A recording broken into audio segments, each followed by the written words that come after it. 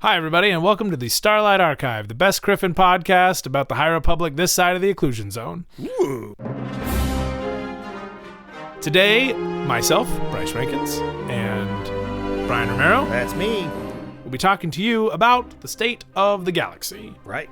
At the beginning of the High Republic, we are in a completely different era, as we said in our first episode. This is a time between the Old Republic and the Regular Republic? Yeah, that's kind of basically the time of the prequels. Yeah, before the prequels, but after the Old Republic, because the Old Republic is a very long period of time. Yeah. It's like Thousands of years. Yeah.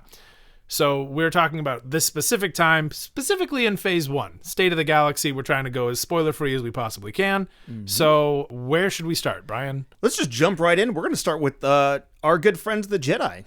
Okay. How are the Jedi? The Jedi Council is they're allegedly great. At its zenith. They're all homies. They're all chilling on Coruscant. No, they're not. That's kind of the cool part about this era of Star Wars is, the Jedi are kind of mainly based on Coruscant, but they have temples and outposts throughout the galaxy that the Republic has reaches on. And throughout all these years, Jedi are kind of freely flowing back and forth. Some Jedi are stationed on these outposts. Some are kind of visiting from time to time. And it's really cool to see different planets with different Jedi temples and the different Jedi working on them with the different locals and just how that all works throughout the galaxy going on right now, about 150 years before Phantom Menace. And it's not perfect by any means. There's obviously infighting. There's obviously Terry, what's her name, in the council, who is a pain in the butt, and you'll learn to hate her if you haven't read this yet. Yeah. But the system that the Jedi are running on seems to function. Yeah.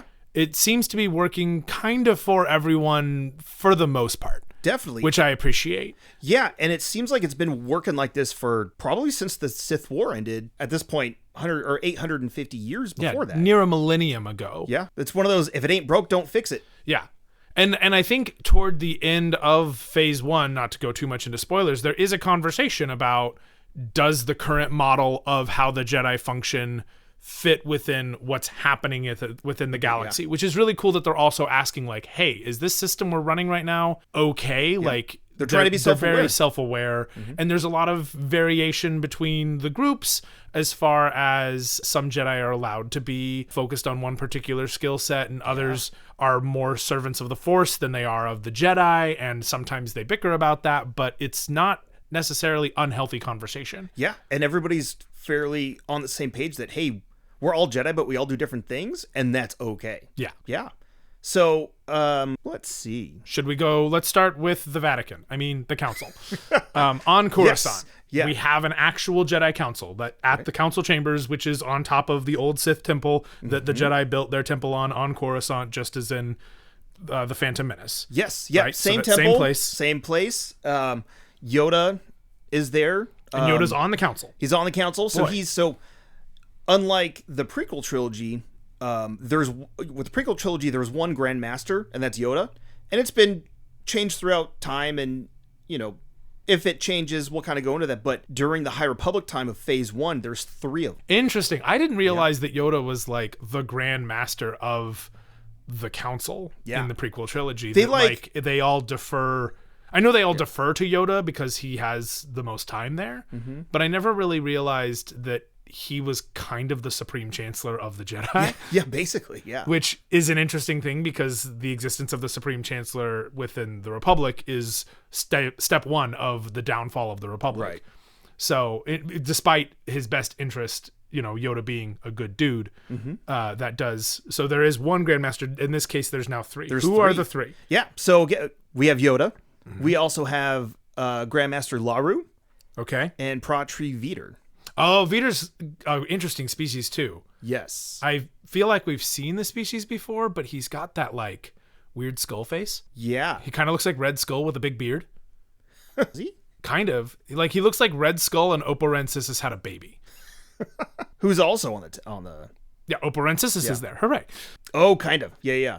He's a Tarnab. Yes, because that means so much to... Well, there's other Tarnabs. Revenge of the Sith. Okay, so the Tarnabs are from the prequel trilogy specifically then? Yeah. That's very cool. No, it's really cool that they're using all these species we've seen before, but also they're pulling in newer species as well. Right. And Laru, what is Laru? Laru is an Anx male. So he looks like a pterodactyl, basically. Oh, Head-wise. those guys. Yeah, he's got the weird long head. Yeah. Kind of like the coneheads. Okay, so he's Dan Aykroyd. Yeah, but not quite as round.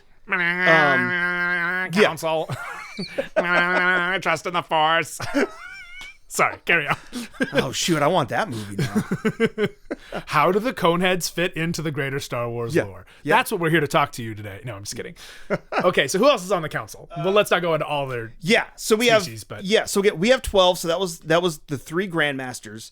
So then we've got Keaton Marag. Yeah, Keaton Marag, he's a human male. He's around. We also have Ada Lee Caro, another human. We have everybody's not favorite, Terry Rosason. Terry Rosason is a jerk. Yeah. The Karen of the council. It's literally the Karen of the council, I feel like. Yeah. She's constantly questioning the severity of every issue. Yeah. She butts heads. Naysaying everything. Yeah. Always naysaying everything they create. Anyway. Sit up in your tower. Oppo Rancisis. We have Oppo Rancisis, who was around at the time of the Phantom Menace as well. Yes. On the council. We've seen him a few times, and I believe he was also in episodes of the Clone Wars, but we've never actually heard him speak. He was always just around and like ready to go, and we've seen him with his lightsaber in the Clone Wars, but like haven't really seen him do a whole lot. So they're really giving him basically just room to breathe and be a council be member. fleshed out. Yeah. Thank God we don't see him pass away in Order 66, because I don't need another Jedi to love by the end of this whole thing. Adampo? We have Adampo. Oh, Adampo! Yeah. He's not the old guy. No. Sorry. I was thinking he was the old guy who got put in a jelly jar up on the Inquisitor. Oh, no. Yeah. So we have Adampo. We have Yariel Poof, who's the long neck guy who's not a Kaminoan. No. But looks honestly just like the Gray. Like, Area 51 like alien that they found in Nevada. The Gray. With a really, really long neck. With a 3-foot neck. Yeah. Just a really long neck. Yeah. He's also in episode 1. Yes. And then Rana Kant, who's actually super dope. Who's a Duros. Yep. And then very cool. Soleil. In French, it's Soleil, which means sun. Yeah. Agra. Yep. Soleil Agra, who is a Nautolan, and Joramali, who is a Togruta, which is cool because the Togruta are not technically part of the Republic yet. Right. At the beginning of this. Yeah. Which is interesting. And more on that later. Those are our 12 council members, and it's kind of cool because each one has a really cool specialty with what they do. Yeah. And we'll kind of get into it more as the books go, and because it kind of expands on them a little bit. But like with Yoda, he likes teaching the younglings, and he's one of the Grand Masters, so he has all this pull, but he still loves hanging out with the kids and teaching them, and we've seen that in the Clone Wars and all sorts of other stuff. We also see Yaddle taking care of younglings at one point as well. Yes, we do. Which is really cool. Yeah, and again, that we have the Young Jedi Adventures, which is a High Republic kid show, but Yoda makes a whole bunch of appearances in there, hanging out with those kids and teaching them really cool lessons, and also being Yoda and being funny and heartfelt, but serious when he needs to. Yeah. And other Jedi are also around, including Vernestra Rowe, Avar Chris Stellan, Elzar Orla, Nibasik, Loden Greatstorm, Indira Stokes, Arkoff, Douglas Sunvale, Jorah Mali, Porter Engel, Comic Vitus, Reith Silas, Des Rydon, Imri Conteros, Lily Torah. I hope you're paying attention to all these lists because there is a test at the end of this episode. Basically, there's a ton of Jedi to follow. Yeah. And we're going to get into the detail of all of them eventually, but as far as just going through all the Jedi, like... Yeah, it's a big series. It's a big multi-media series like we've talked about. And so, a lot of these Jedi are around, but, it can be a little overwhelming, but that's what we're here for. We're going to slowly break them down eventually once they come up, but there's a lot of great characters to know and love. Yeah. And moving into the first book, once you start reading this, if you have or haven't already, anybody who already has knows Charles Soule is managing a very large, expansive story. Yeah. He's basically trying to give you the run of the galaxy that you would need to watch all 3 original Star Wars and prequel movies in a book. In one book, yeah. It's like, and so it can be a little daunting to take care of. And as you go into later books, you start going, wait, who was that? Who was that? Who was that? Yeah. That's what we're here for. So moving forward from the Jedi specifics, what are the Jedi? Can we divide the Jedi into groups? Not necessarily. I mean, yes and no. So again, the Jedi are pretty spread throughout the galaxy, where the Republic has representatives and systems that are a part of the Republic. They help set up the planets and their relationships with the Republic. So it's kind of a nice symbiotic relationship to a certain extent.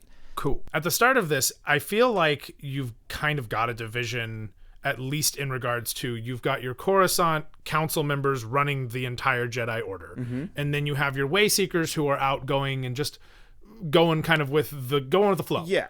Of the Force, but going with the Force. And then you've got your smaller temple Jedi who are out there kind of on the ground doing that work. Yeah. Because again, this is a time of peace. So this is very much a outreach program. Yeah, basically, if you will. And all the temples have people manning the temples. Yeah. There's probably a good 15 to 20 Jedi in some sort of way, either masters, knights, Padawans, and younglings at these temples training and helping out locals, or going to closer star systems if they require any help, if there's any natural disasters, or if pirates show up, or if bounty hunters are around causing chaos. They're there to help, and they want to help. We didn't really get to see a whole lot of that in the prequels. No, because it's kind of wartime the entire time. Just about. And even in episode 1, they're out a little bit, but they're centralized on Coruscant. Yeah. We don't really get to see or hear about too many other Jedi temples around. But there is a dispute, and they send Jedi. Yeah. So we do kind of see it a little bit, because Qui-Gon and Obi-Wan are off doing what the Jedi do during peace, and that is go and help negotiate and be the calm one in the room. Yeah, exactly. And again, they get sent from Coruscant, and that's and Naboo is kind of closer to the Outer Rim. Yeah. So it's a little bit further away. Whereas, because Tatooine is close, or at least closer to Naboo, but they're not in the Republic. Right. And in the Phantom Menace, they are obviously more relegated toward the core. Yeah. Because when the Neimoidians see that Qui-Gon Jinn and Obi-Wan are there, they're like, they sent a Jedi? Jedi? Like, that wasn't part of the plan. Yeah, they had no idea. And, then the shadowy figure says, take him out. But that whole, idea of them going out and doing this thing doesn't necessarily happen on the Outer Worlds anymore. Right. And we're not as spread out. Yeah. Even though Naboo is fully in the Republic. Right. Yeah. So, as these books are going on, as the High Republic is going on, we do get to see why and how the Jedi as an institution kind of comes together and centralizes a little bit more. Yeah. Which is interesting. So, like we talked about earlier, there's outposts and there's actual Jedi temples that are being built and constructed, and these are all welcomed by the locals of the planets. Yeah, and they don't just show up and start building stuff and be like, "We're here, deal with it." Yeah, they're not the Spanish. Yeah, no. But they're welcomed by the locals, and they get permission, and they're like, "Hey, we want to help you.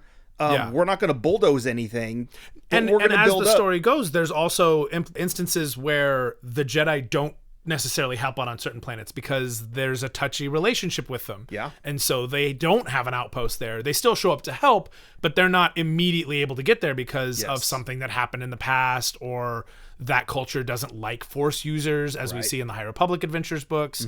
So they're not crusading by any means. Correct. But they are doing a fair level of outreach and trying to help the locals, and not just in fighting, obviously, in making sure that their crops are doing well, or they can survive natural disasters, or diplomacy's going on mid-planet, or in the manga, I think you had a blight and now your crops are all dead. Well, the Jedi Temple can help get you resources so that we can all get back on our feet again. Yeah. So they're very much this kind of holistic help organization that is not meant to be some galactic police force and is not meant to be a galactic army, but is in fact they're peacekeepers. Right. And so it's really awesome seeing this aspect of the Jedi. But with these temples and outposts, we have Jedi that are stationed there, and most Jedi masters are stationed to a temple or an outpost, or they bounce between a couple. But we also have Wayseekers. Yes. And they've willingly, not necessarily stepped away from the Jedi, but stepped away from being controlled by a temple. I don't know, maybe not controlled, but being reporting and committed to a temple. Yeah. And so we have like Orla Jareni, who just kind of follows her instincts with the Force. Yeah. And typically the way seekers are very in tune with themselves and attuned to the Force. Yes. And they really let that guide. Which I personally, like, all of this I think is really cool, because even in the old canon, we had the core trilogy and the prequel trilogy, you know, that is a war. Yeah. We start off and we get about 10 minutes of what were the Jedi doing during peacetime, and then the Neimoidians screw it up. You're right. And then the original trilogy obviously starts in the middle of this rebellion. Everything after that, that's not necessarily what the Jedi, like, the Jedi has fallen apart. So everything that gets built up post that, that's the Jedi trying to form something new. It is not the Jedi, right? It's an attempt to recapture what the Jedi were. And then in the Old Republic, we are looking at the Sith War. So we're at a time of war. And then if you look all the way back to like those early first Jedi stories with like the Jedi, they are also at war with other Force users. So this is really cool in that while there is conflict, obviously, because it's a story. Yeah. There's not, and it's a story in the Star War. Yeah. You know, it is a Star War, but there's not a straight up war going on. There's not a straight up war going on. And when the conflict does come, we see the Jedi kind of struggle with, wait, what do we do? Used to this. Yeah. You know, when Knights of the Old Republic happens, we're in the middle of the war. Oh yeah, there's a couple. There's the Mandalorian wars going on. There was a Sith war going on separately. So they're not used to peace when that happens. You're seeing the Jedi handle things as a wartime Jedi do. Yeah. And in all the other eras, same thing. In this, we are seeing the Jedi function when they are allowed to just be. Yeah. And I think that is so freaking cool. Not to get into just how much I love this era, but that is part of the reason I enjoy this era so much, is because there's so many conversations about, is what we're doing functional in a galaxy that is currently in turmoil? Yeah. And like, how do we become wartime Jedi again when we are so used to being these way seekers and peacekeepers and but peacekeepers when there's already peace. Yeah. Generally. Peacekeepers, not peacemakers. Right. Yeah. So we get to see that kind of come into fruition, and yeah, like you said, when stuff goes down, it's really cool seeing that aspect of the Jedi Council, especially because they all have different philosophies of how they think it should go. There's definitely some stages of grief happening in that council, Yeah. like denial and anger and depression and bargaining. Like all of them are kind of taking different approaches to how do we deal with these disasters. Yeah. And a lot of times they didn't have time to really sit and think about it. It's like, no, we need to have action. We need to do something. We can't just sit here talking about it. Yeah. And I think that's arguably one of my favorite parts of the Clone Wars is them going, wait, we wanted to get back to peace. Yeah. And they have those conversations, but like not nearly to the extent I think that they're happening here, because the Clone Wars, they were already in an existing conflict and they were all together when it happened. They're spread to the winds. Yeah. And they are now having to reconcile, like, how, when we're spread this thin, are we able to take a centralized threat and deal with it appropriately? Yeah. But also at the same time, is with the Republic going on too, and them and their partnership with the Republic is also kind of going through the same sort of thing where we've been at peace for so long. We don't really have a big old army, and kind of similar to the Clone Wars era, but also, is this threat really a threat?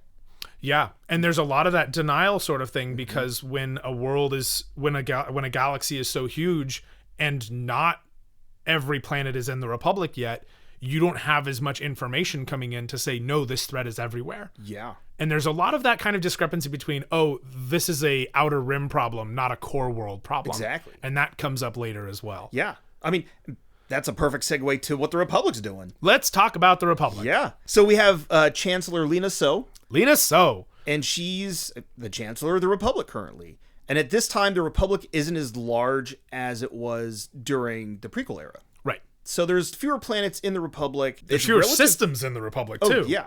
Like whole systems that are part of the Galactic Republic in the prequel era just aren't. Yeah. So we get to see kind of that aspect as well of what are they dealing with on a daily basis on Coruscant with these planets that are, again, relatively at peace. So there's not really a whole lot of political deception or corruption. Obviously, there's going to be a little bit, and that happens. if I may, what I like about the issues with the Republic and how it functions are the conversations about you wouldn't care about this problem if it weren't the planet that's providing the entire Republic with X resource. Yeah. So, like, the very first conflict in this entire High Republic story is regarding a planet that happens to have the materials needed for Bacta. Yeah. And Bacta is new, which is also a really fun thing because it means you can't heal people as fast. And, you know, you're kind of chinking away at the armor that otherwise protects much of the Star Wars characters. But there's a Solistan at one point about midway through phase 1 who is very upset because he's like, you don't care about worlds in the Republic if they don't provide the Republic with something. Yeah. Sounds kind of familiar, but And it's it's a very common but it's very problem. Yeah. And so if you're here for the political intrigue in this whole Star Wars universe, if you watch Phantom Menace for all the council meetings and all of the Senate meetings, which are really done really well. which are done really well. Yeah. I don't know how I went so long without realizing that movie's really, at its core, an excellent episode of The West Wing. Yeah. But if you are into it for that, there is that conversation, especially toward the middle of the phase when that Solistan senator starts coming up. But there is also some level of political deception going down the line as well when people start going, okay, this Republic isn't necessarily serving my people, or even worse, serving me the right way. So there is still that level of selfishness. Yeah. But definitely not as prevalent as like the prequel era. But again, that kind of comes to fruition as these waves in the High Republic books and comics and stuff, start coming up. Back to Lina So real quick. She has 2 Arcanines with her. They're fire type Pokemon. Yep, that's a fire type She Pokemon caught that both of basically them? looks like a lion. Yeah. I feel like she caught both of them on, like, I wouldn't say Mustafar, but some sort of fire type planet. Yeah, no, for sure.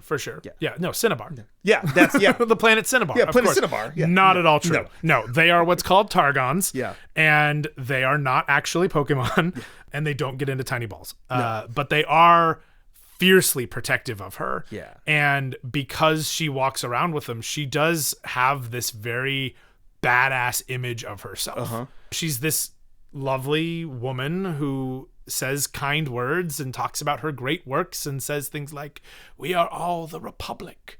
And she has her little son who, doesn't really want to be in the spotlight, but like, she's a family person, it's nice. But she walks around with things that are larger than lions. Yeah. These are huge. And they're intimidating, and people don't want to get too close to her because they know, like, they're protective of her. No, she's got very Mother of Dragons energy in very that much regard, so. Prior to the crazy. Yeah. Obviously. But the Targons are named Voru and Motari, which is actually the names of 2 gods in Coruscanti like lore prior to Coruscanti City, 5,000 plus City levels, planet. City planet. But yeah, part of the original like Coruscanti religion mythos, if you will. So yeah, Lina So, total badass. Yeah, we're a fan. There's other senators at play too. There's Solistan senators, and then there's Togruta ambassador from Chile. There's Staros, other names. I'm not going to get into names of senators past that. But like, there's obviously other senators and people at play, and typically, for the most part, they kind of come in for one book. Yeah. And they're important to that book, but they're not necessarily a major part of the overall story every time. Right. But it gives you a nice world building element of what's going on, the great disasters going on, but also like that's not the only thing that's going on. More on that later. Yeah. So it's kind of cool seeing all these little things that are still happening within the galaxy. It's like, there's big stuff going on, but that's not our only focus. Yeah. We can't just focus. I mean, it's going to be a big focus, but just because this one thing's going on doesn't mean these 400 other things are not going on. Right. And then after the senators and the actual galactic government, the Republic government, there are wealthy families that are at play. Yeah. There's the Bind Guild, which is an organization of not quite smugglers. Yeah. But there's definitely, I'm not entirely sure how shady the Bind Guild's packaging is. They typically operate in the Outer Rim. Yeah. For a reason. The Hutts are very much at play here. The Hutts the cartels, Nar are Shaddaa. cartels, Nar Shaddaa. Then there's also two pretty wealthy families. There's the Graf family, which were major prospectors in the overall hyperspace lane and hyperspace route creation. And then there's the Santecas, who we've already seen Santecas before. Yeah, Lore Santeca. So the Santeca family was also a key part in the hyperspace lanes. So when things start to happen and we need to understand hyperspace, we can actually go to some of the people who helped kind of figuratively paved the way for people to get around the galaxy. Which does bring me to the question of, if the hyperspace lanes that came in were coming in during the High Republic or the earlier parts of the High Republic, does that mean that we weren't using hyperspace in the Old Republic, etc.? Yeah, so it seems like, in doing some of the research and reading some of the stuff from the new canon and expanded universe, early on with the Old Republic, it was very much more geared towards the core worlds. Yeah, that's true. Corellia, Coruscant was still kind of the center of everything. There's basically like 10 to 12 planets, it seemed like, in systems that the Old Republic kind of encompassed. Right. And then it slowly expanded because hyperspace got a little bit easier and other planets shared their technologies, but also the Jedi helped out. And then typically big wars happened because Star Wars, and it kind of reset things, maybe made the Republic a little bit smaller, and then they had to redo all the diplomacy and get back out. And if things blew up or changed, because hyperspace does have moments where you can't go past a certain point because you'll go right through an asteroid field or something. And or a supernova, like Han said. Yeah. And even in the Thrawn trilogy, which takes place mostly during the time of Rebels and Rogue One, the Thrawn trilogy within the new canon, for the record. There are areas of the Outer Rim especially where hyperspace doesn't quite work very well. Yeah, you have the unknown regions, you have wild space. Yeah, so I guess it kind of makes sense. I guess it was kind of like you had the 405 and the 5, and for those of you in California, and they put it, the Santecas and the Grafs were putting in things like the 110 and the 2 and how else are you going to get to the planet Glendale? Right. So you mean I have to go all the way over to the west side of the galaxy? Oh, God, please, no, thanks. No. The 405 lane is terrible. No Purgle would go through the 405. No. It's a terrible choice. Yeah. This is funny for people in California. Everyone else, I'm sorry. Yeah. So, but it's cool seeing, how they kind of came up with this system, and it makes sense that the Republic is now expanding. Yes. Now that they're at peace. Because they're at peace, and we have new ways to get around. Yes. Because of families like the Grafs and the Santecas. And not only that, there was a Star Wars convention I went to in the summertime, the expanded universe, or the Legends Consortium. Jason Fry, one of the big writers of old canon and new canon encyclopedia stuff and books, he did the Atlas, didn't he? Yeah, he did the Atlas, and he also wrote the novel adaptation of The Last Jedi. So he's been writing Star Wars for years, with old canon and new canon. And we got to sit and chat a little bit, and he did a really cool panel. He talked about building maps for the Star Wars universe. Like that's one of his main gigs. And what he brought up that totally clicked, and we all didn't really realize is, and we should have, the galaxy is, it's 3D. It's not a 2D map. Right. So not only are planets, if you look at the map, you it's see not little a disc. Dots. Yeah, it's not a disc. And the galaxy is huge. It's not a square. The galaxy is not a cube by any means, but it's kind of cube shaped. So a little oval-ish. Yeah, and so some planets could easily be accessible going on your x-axis. But if you go to the Z at the same distance, it could be really tough if there's a supernova, or if there's, again, an asteroid field or whatever, or if a new star is being formed, if Purgle are getting in the way. So it's kind of interesting to get in that kind of aspect of the galaxy and how it works or doesn't. While we're on the subject of hyperspace and how it works, there is a new hyperspace kind of function within the galaxy, travel system that is exclusive to one particular group. And I feel like this is an excellent time to transition to the Nihil. The Nihil. Yes. The Nihil? Nihil? Han. Yeah. Marcion. Yeah. So let's talk about the Nihil. Yes. The Nihil are a band of anarchistic marauders, they're pirates, they're not really smugglers, they're just looters and pillagers. Yeah, and they're typically out on the Outer Rim. Yes. And because the Republic's not out there, the Republic's not there to stop them or really get in their way. And there's kind of a big group of them, but they're at the start of this phase in the High Republic, they're not super organized. So the Republic might get word of them, but they're like, it's the Outer Rim's problem. They don't seem too dangerous. They're treated very much like a gang. Yeah. And it's like, the locals can deal with it. This isn't something we need a galactic referendum to handle. Right. And again, it's the Outer Rim.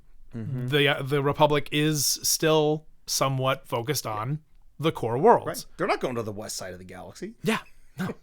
No. And, when you have a government that is extremely far away from another part of the galaxy, you will have certain problems that just don't seem to make it back to the government. It's Roman Empire. Yeah. California. What? So you've got this group. They're marauding, they're stealing, they're pillaging, they're killing, and they go in, they get their stuff, they get out, and they can do it weirdly fast. Yes. It's almost like they appear out of nowhere and then leave out of nowhere. And they're appearing out of hyperspace. They're coming out of hyperspace right into atmosphere, which shouldn't be allowed. It shouldn't be doable. Yeah. Because hyperspace in the galaxy it does follow certain rules. Yeah. It followed somewhat different rules in Legends, but it follows certain rules. And in the sequel trilogy, but Yeah. But it follows certain rules in Star Wars. Yeah, especially at this point with their level of technology and understanding of hyperspace. And if there's one thing I've realized about Star Wars, especially in all of my recent viewing of Star Trek, is that Star Wars is futuristic beyond an existing futuristic. So we're talking about old technology. The Millennium Falcon is an old ship. Yeah. And so a lot of the people I feel like who are in the galaxy, especially, it's lived in. It's very lived in. Yeah, and I wouldn't say it's super old tech because it looked fairly new when Lando had it. That's fair. But Lando also likes to keep things shiny. Yeah, he's a fancy dude. Yeah. But when you have, even when it had all of its shininess, it still had this mismatch of parts on the top. And that is kind of the Star Wars aesthetic. It's not always symmetrical. It's not about being pretty, except for Naboo. They love pretty because they're all artists. And that's very specific to Naboo. Good. But the Nihil take that to 11. Yes. Because they are taking these ships and just jamming them together. Yeah. They're the kid that was like, I like my 2 Lego sets, but I feel like this ship really does need dragon legs. Oh, that was me. I mean, kind of reminded me of Sid from Toy Story. A little bit. Yeah. A little bit. So these ships have like weird parts to them. Some of them look like spiders. There's weird colors going on, or just mismatched colors. Because of this, they're a little intimidating when they show up. Yeah, and they come out of nowhere, and they're these like impossible, disgusting looking things, and they come in oftentimes with a cloud. Yes. As they release what's called the fog of war, which we'll get to that later. But for now, can you please give us a rundown of how hyperdrive works? No. Hyperspace works? No, because they don't even really know. So in some of the material, they're like, this is how we think hyperspace works. And they're even like, the Jedi have classes and philosophers and scientists that are like, here's how we think it works, but we still have no idea. And some of the Jedi think that it's through like kind of a wormhole-y thing from the Force. Okay. And then it flows from the Force, and some people are like, oh no, it's just an extra way of travel, and some people are like, oh no, it's just a different plane of existence almost. And no one can really figure it out, but also at this point, no one's really focusing on it that much. Sure. But they know there's certain rules at this point that it goes by. Yeah, and we know those rules. You can't go too close to a planet, you'll get sucked into a gravity well. Mm-hmm. You can't go through a star. Can't go through a black hole. Can't go through a black hole. Can't appear in atmosphere. Can't go through a planet. Yeah. Typically want to avoid asteroid fields. A lot of gravity fields. Stuff. Yeah. Basically like if there's some sort of thing of gravity, it can pull you out of hyperspace. Yeah. And that's bad. Right. So because if it do, it'll end up launching you. You won't be able to do that nice little boom, stop. Yeah. That they do when they come out of hyperspace in so pretty. Star Wars. Yeah. They instead will just go launching straight up into a planet, and then they're going at speed, which means that you're going to very much damage the planet because you're coming in Or you're just gonna damage yourself. extremely fast, and you will probably die. Yeah. So when the Nihil show up, it's like, how do they do that? Already you're scared. Yes. And then they release this gas called the Fog of War. And that is why all the Nihil wear masks. Not just anonymity, but also because they've all got gas masks on. Right. But that makes them even more monstrous. And they are made up of all species. There's a Gungan, there's an Ithorian, Twi'leks. there's Powans, there's Twi'leks, there's all number of species. Anyone can be a Nihil. And it's very, very inclusive in that regard, which I think is lovely. Good for them. Yeah. But they have a structure for how their system works. Yep. They have basically what's called the rule of 3, not to be confused with the rule of 2, because trickle-down economics works. If the top 3 are getting it, then they'll get money Then everybody too. else gets equal pay. Yeah. Anyway, so you have the Eye, who is Markion Ro. Yes. And even before him, his father And was before the him, Asgar. Asgar Ro. And before them, there was some other Ro that started kind of this group, but didn't necessarily organize them. But there was a plan, and we'll talk about that later. Beneath the Eye, or rather adjacent to the Eye, according to them, are the Tempest Runners. Yes. And there's 3 Tempest Runners. Each Tempest Runners runs a Tempest. Basically a fleet. They have a lot of storm words in this group. It's very cool. It's very weathery. So their fleet, it's very what? Weathery. It's very weathery, yes. So their fleet is called the Tempest. And the Tempest is made up of the Tempest Runner, and then beneath the Runners are Storms, and the Storms run the Clouds, and the Clouds run the Strikes. Strikes like lightning. Strikes. Strikes are your initiates. They're your the grunts. Yeah. The on the ground, when they go to go do the pillaging, that's typically the ground crew. Yeah, the Strikes. So the ground crew, the Strikes, you hear at one point, like, how did this guy ever make Cloud? Like, it is a rank. And the Strikes are they're your fodder. They're the ones you send in. They're the ones who are doing the pillaging, but they are only making a percentage of the overall money. And then some of that money will then, more of that money will be distributed amongst the Clouds. More of that money will be distributed amongst the Storms. And then the majority of it is going to be divided essentially 4 ways. Most of it goes to the Tempest Runner. Yep. And then it gets divided amongst the other 2 runners, and then some to the Eye. And then, And the Eye provides the paths. And I don't want to get too much into it without spoiling a whole bunch, but the paths and path engines are how they are getting around the overall rules of hyperspace. Yeah. And that kind of sets up pretty much everything bad happening to the Jedi going in. The Nihil are coming in, they're wreaking some havoc. They do some stuff that the Jedi aren't prepared for, and that the Republic isn't prepared for. Yeah. And there's some key names to know. Number 1, Markion Ro. Yep. That is the Eye of the Storm. Weather. Yeah.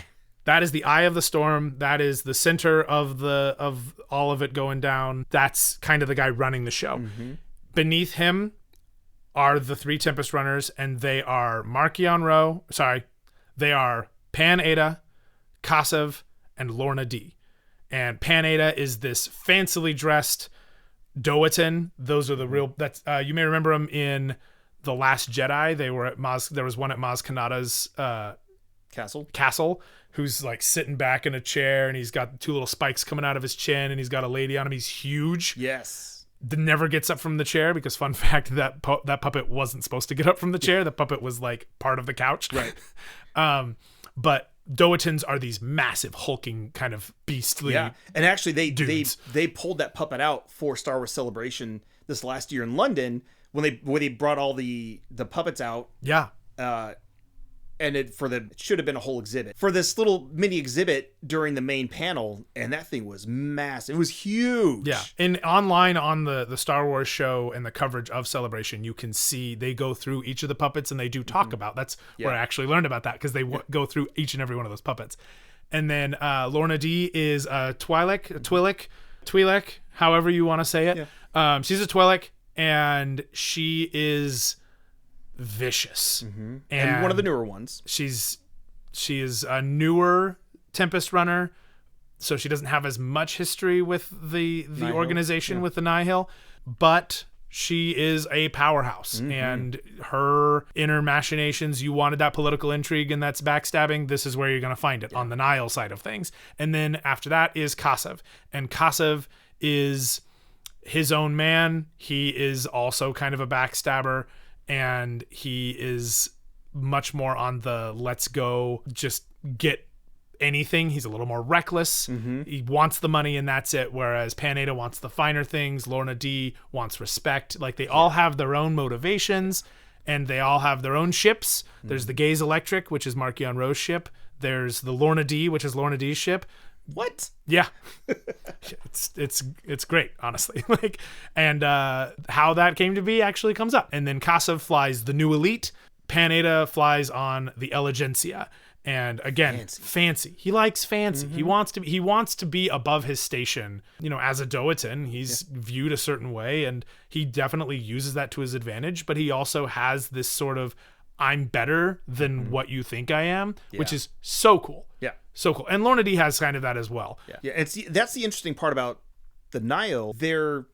If they're banded together, they can do some cool stuff. But there's so much infighting going on, not only at the top with the Tempest runners, right, but also within their own Tempest themselves. Yeah. And so they'll get on each other for taking each other's score. Like, hey, my Tempest was going to take care of that. How did you find out about that? That kind of thing. Right. Kassav especially. Yeah. And that's why there's you can move up, but it's really hard because you're infighting with your people on your own level where if they just unionized, they could just move their right up to the top there. But again, that's how this organization works. And being able to get in and get out requires this path engine technology. Getting in and getting out of these scores and being able to go in, pillage, get the heck out of there before the authorities arrive, that kind of thing, is only possible with these path engines. And the paths and the path engines are only accessible through the eye of the storm. Yes. So they can know a couple of ways to get to these places, but if they're going to do it as efficiently as they can,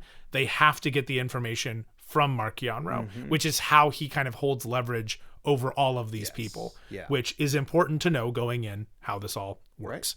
Right. And that whole like infighting thing, it kind of sounds like the Sith. A little bit. Yeah. So like that brings us to the Sith. Like, where are the Sith? Where are the Sith, Brian? Nowhere. Doesn't matter. We haven't seen them in like 800 years, so whatever. Yeah, the Sith don't even show up. Sith who? Sith who? Yeah, they died. Sith, please. We're fine. They're fine. Whatever. And I mean, that's why when the Sith get referenced by Qui-Gon Jinn, the council's like, girl, what are you talking about? Yeah, bro, what? No. You're bringing up fairy tales. What are you talking about? The Sith don't exist anymore? Yeah. What? That's like being like, I'm really afraid of the Roman Empire. Yeah. The Romans are coming. Yeah. In any moment. Centurions are going to storm the castle. Like, no, bro, they don't exist anymore. Yeah. And so that's kind of where they're at in the galaxy right now. They're very much in hiding in secret. Like, they'll mention them every once in a while, and there's a few things from Sith past that comes up, but it's nothing super huge. Nothing's really focused on it. It's all just sprinkled in. Yeah. I mean, it's not like we've completely forgotten them. The Jedi Temple on Coruscant is built on a Sith shrine, a Sith temple of itself. Yeah. And Sith things do show up, but when they do, they're like, shoot, this is some serious dark side stuff. We have to be careful about this. And they move on. And then, they move on, or they grab some things and go, let's take this back to Coruscant, and that'll solve all of our problems. Yeah. So, again, this is all about the Nihil kind of going up against the Jedi, not necessarily the Sith or Darksiders. I mean, they're Darksiders to an extent where they're making things out of balance, which is what Star Wars is all about, but they're not Sith. They're not dark side Force users. And so that's kind of what's up with the Sith. Yeah. They're not up. So that's kind of the full run of the main groups of the galaxy. There's other citizens and civilians that come up within certain books, and I think we can wait on getting to those right now. I didn't even read that entire list of Jedi when I was going through the list, for the record. There are more. But now is the time for our quiz. Ready? No, I'm just kidding. We're not going to do that. You don't need that stress in your life. The correct answer, however, was Obertuk. Who? Oh, I failed that one.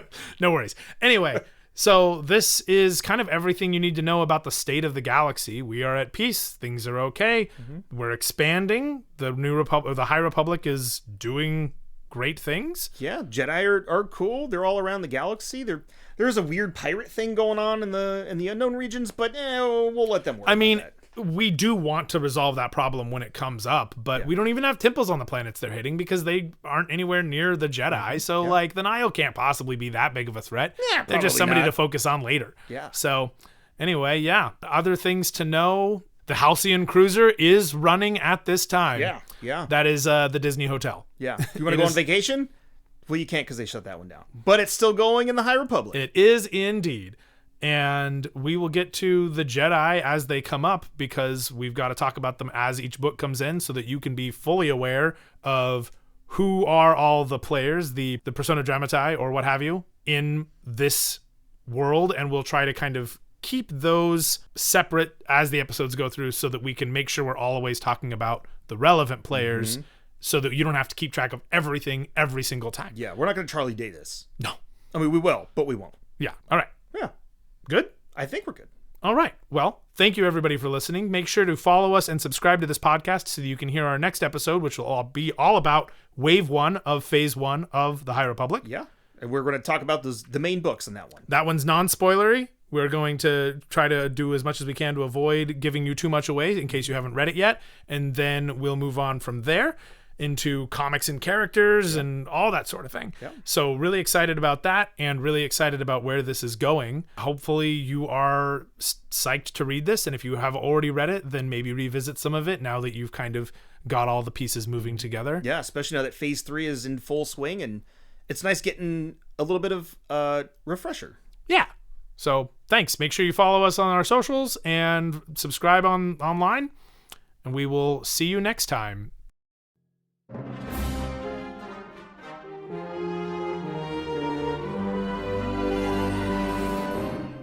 The Starlight Archive. Hosts Bryce Rankins and Brian Romero embark on a journey into the depths of Lucasfilm's multimedia storytelling initiative, the High Republic. Every week, they venture into uncharted territories of literature and comics, exploring the rich tapestry of this era with meticulous detail.